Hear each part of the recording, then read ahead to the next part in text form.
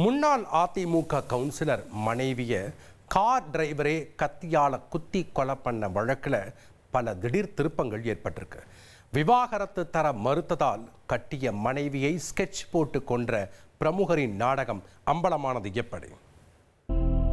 முதலாளி அம்மாவை டிரைவர் தான் கொலை செய்தது என கூறப்பட்ட நிலையில் தற்போது போலீசார் அந்த கவுன்சிலரை அதிரடியாக கைது செய்துள்ளனர்.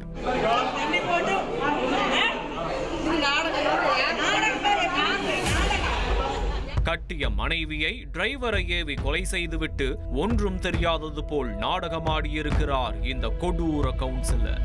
கூட்டத்தோடு கூட்டமாய் நின்று கண்ணீர் விட்டு கதறியதெல்லாம் அப்பப்பா என்ன நடிப்பு! ஆஸ்கர் அவார்டுகளை அள்ளி தெளிக்கலாம்.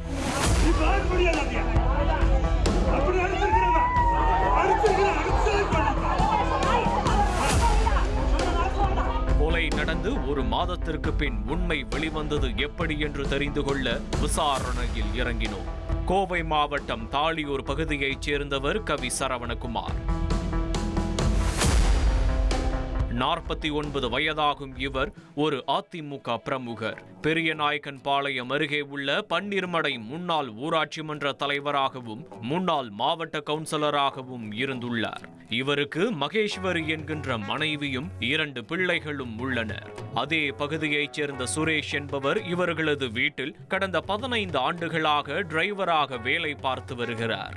இந்த நிலையில்தான் சம்பவத்தன்று வடவள்ளி காவல் நிலையத்திற்கு சென்ற டிரைவர் சுரேஷ் அதிமுக முன்னாள் கவுன்சிலர் கவி சரவணகுமாரின் மனைவியை கத்தியால் குத்தி கொலை செய்து விட்டதாக கூறி சரணடைந்திருக்கிறார்.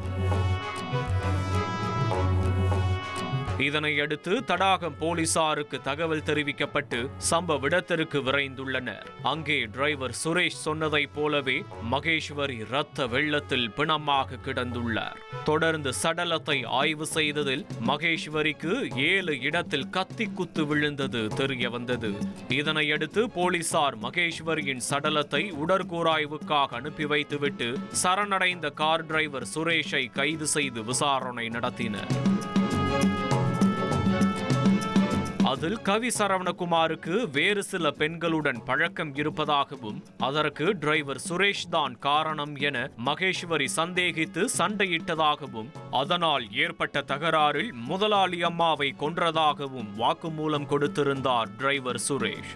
ஆனால் அந்த வாக்குமூலத்தில் நம்பிக்கை இல்லாத போலீசார் டிரைவர் சுரேஷிடம் தொடர்ந்து விசாரணை நடத்தி வந்தனர்.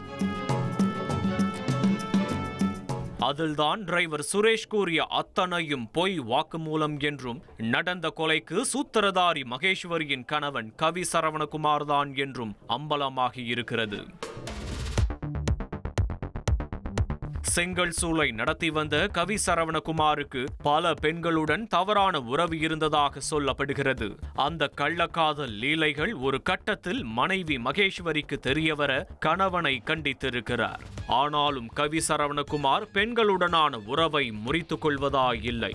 இதனால் கணவன் மனைவி இருவரும் கருத்து வேறுபாடு காரணமாக கடந்த 2 வருடங்களாக தனித்தனியாக வசித்து வந்துள்ளனர். கவி சரவணகுமார் வடவள்ளியில் உள்ள ஒரு அபார்ட்மெண்டில் தங்கி அவருக்கு சொந்தமான செங்கல் சூளையை நிர்வகித்துள்ளார். அதே நேரம் தாளியூர் பகுதியில் உள்ள வீட்டில் மகேஸ்வரி பிள்ளைகளுடன் வசித்து வந்துள்ளார். இவர்கள் இருவருக்கும் சுரேஷ் தான் கார் டிரைவர். இந்த சூழலில்தான் கவி சரவணன் மனைவி மகேஸ்வரியிடம் விவாகரத்து தருமாறு தொடர்ந்து நச்சரித்து வந்துள்ளார். ஆனால் அதற்கு மகேஸ்வரி சம்மதிக்கவில்லை. இதனால் விவாகரத்து கொடுக்காத மனைவியை கொன்றுவிட துணிந்திருக்கிறார் கவி சரவணன். அதற்காக தன்னிடம் 15 ஆண்டுகளாக டிரைவராக பணிபுரியும் விசுவாசி சுரேஷை பகடையாக பயன்படுத்த திட்டமிட்டுள்ளார்.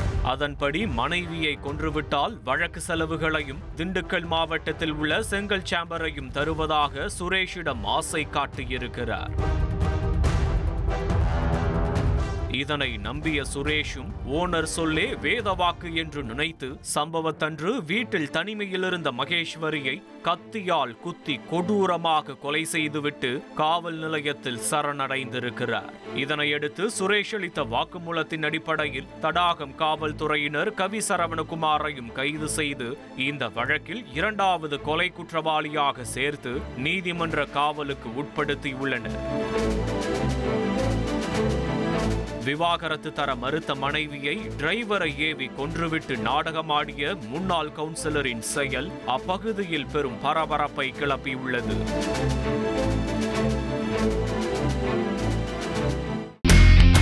இனி செல்லும் இடமெல்லாம் செய்தி. தந்தி டிவியின் வாட்ஸ்அப் சேனலை ஃபாலோ பண்ணினா செல்லருக்கும் இடமெல்லாம் செய்தி.